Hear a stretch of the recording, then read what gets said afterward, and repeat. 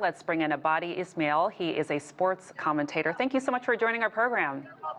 Thank you for having me. We are here in Miami, 24 hours for the excitement. Game 1 here in Miami. We're ready. I can tell you're excited. Well, we've had a lot of exciting matches so far.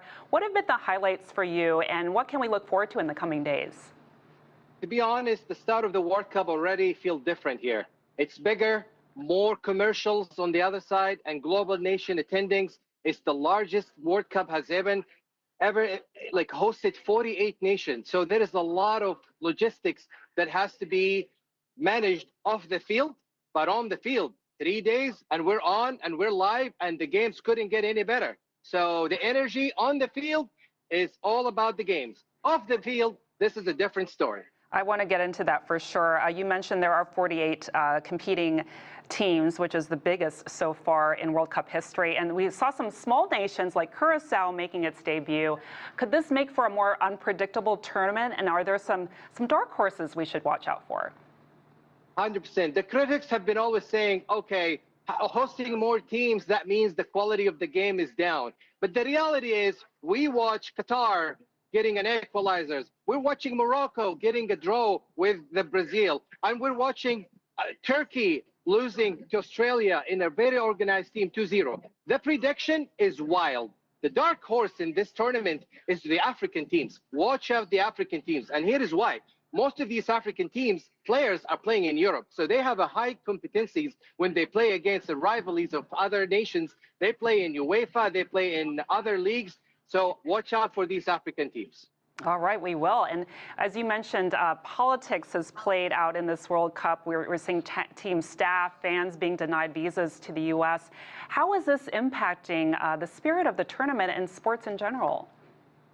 Well, let's say because the World Cup is being hosted across 3 different nations, that the complication is logistics. It's like issues like visas, border control, immigration policies, ticket pricing. And so for that, all these reasons, some nation, it feels more welcoming, and other nations feel like more anomaly and hostility. Speaking of the United States, having, as you see in the screen, the referees being unable to come to the U.S., this is a targeting effort because of his nation. He's from Somalia. And we've heard the President of the United States targeting all Somalians like Omar in Congress. So it has to do, I feel like it's more targeted than anything else. He has a ban list of other nations that he's going after, and that's why people are feeling a little bit unwelcome, especially from these nations that are restricted from coming to America. And that's why we see all these social media influencers. We have too many social media influencers. You have those that are talking about the game on the field. That is great. But we have those social media influencers that are talking about the event, the game, the event, what's happening around the city, the food, the culture, all of these stories. So all these critics are coming from these social media influencers across social media.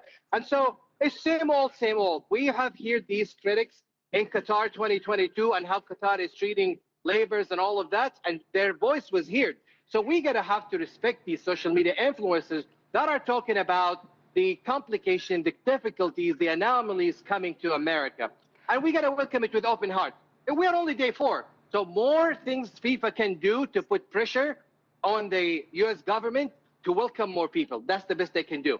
US gotta host everybody. 202 nations in worldwide, they are coming here.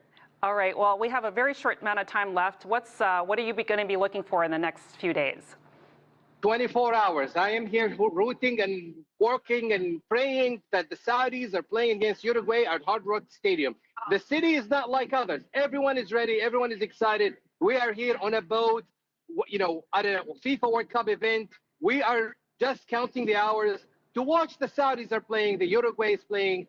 I mean, the city is festive. It's so festivity all across, on the water, in the field, off the field. So I will tell all the fans nationwide, go find all the events around the city. Enjoy the festivity. It's all about cultural influence. It's all about food, events, and say hi. There is winners and there is losers. Just smile either way.